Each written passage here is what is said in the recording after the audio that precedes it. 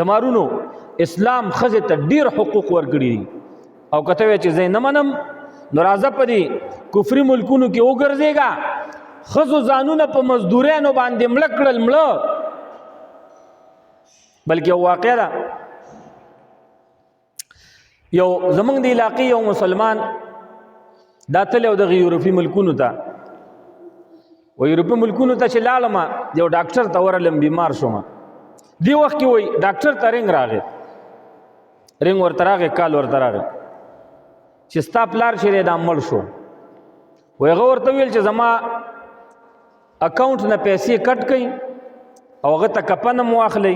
قبر هم ورته پلانکي علاقه کې وباسئ او هغه د هغوی چې کومه رسمي جنازه ده هم پې وکئ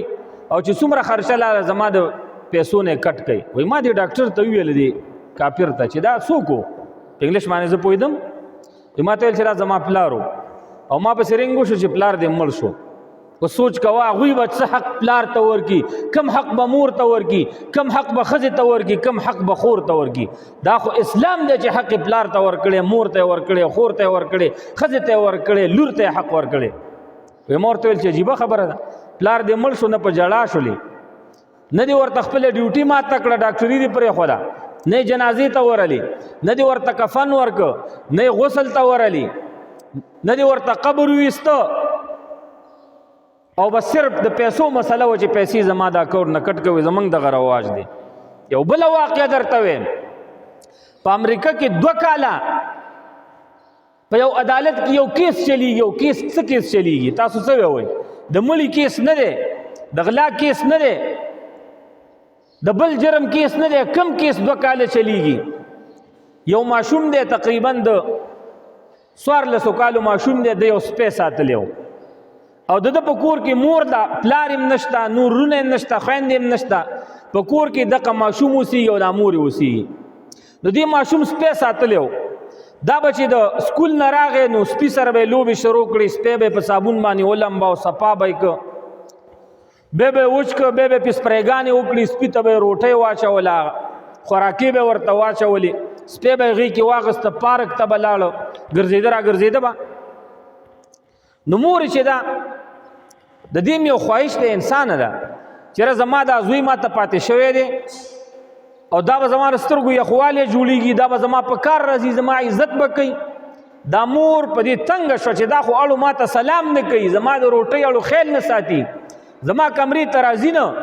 زما د رنځورتیا د بیمارۍ پوښتنه نه کوي ما ته دا ویم نه چې مور ستا اړه ته څه شوي او څه نه دي شوي عدالت ته لاړلو کیس یې واچو جج ته یې درخواست وکړه عریضه وکړه رپورټ یې وکړه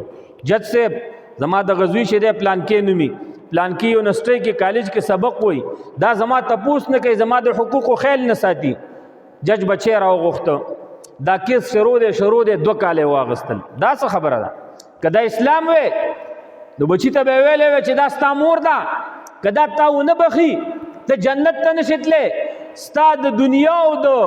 آخرت کامیابی په دې کې ده چې د مور د حقوقو خیال وساته ظالمه سپی پکې لا څه شي سپی خو یو ځناور دی دغې مور نه ته شوی ظالمه د مور عزت کوه د مور اکرام کوه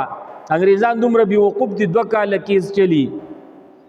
بهرحال په دې کې به وکیلان او ججان سره کېناستل چیرې څنګه فیصله وکړو 2 کاله وروستو دوی کومه فیصله وکړه تاسو ته پته شته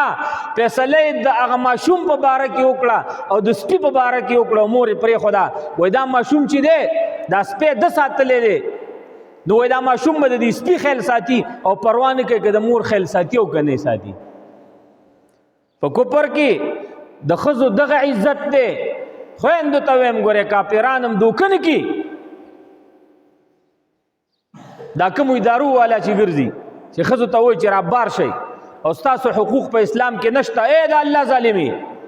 ښځو ته ویم خویندو ته ویم میندو ته نور څه حقوق غواړئ ولې خوښ هم نه ده چې سړو ته په اوږو باندې ورسورې شئ صرف دغه پاتې دي که نه چې به دا ښځې هغه خپلو خاوندانو ته په اوږو باندې ورسورې شي او دا لورګانې پلارانو ته په اوږو باندې ورسورې شي بس دغه پاتې دي او خویندې ورونو ته نور حقوق خو اسلام نه دي پرېښي واوره